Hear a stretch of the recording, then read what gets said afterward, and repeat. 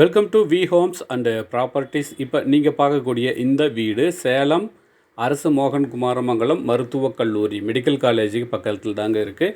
இது land size 1200 சதுரடி, building size 1100 சதுரடிங்க. Plot வந்து ஈஸ்ட் ஃபேஸிங் பார்த்த மாதிரி இருக்கும். வீடு அதில் நார்த் ஃபேஸிங்கில் கட்டியிருக்காங்க. ஸோ வீடு வந்து பார்த்திங்கன்னா சூப்பராக இருக்குங்க. கார் பார்க்கிங்கோடு இருக்குது. உள்ளே பார்த்திங்கன்னா 2 பெட்ரூமுங்க அட்டாச் டாய்லெட் பாத்ரூம் வசதி கொடுத்துருக்காங்க.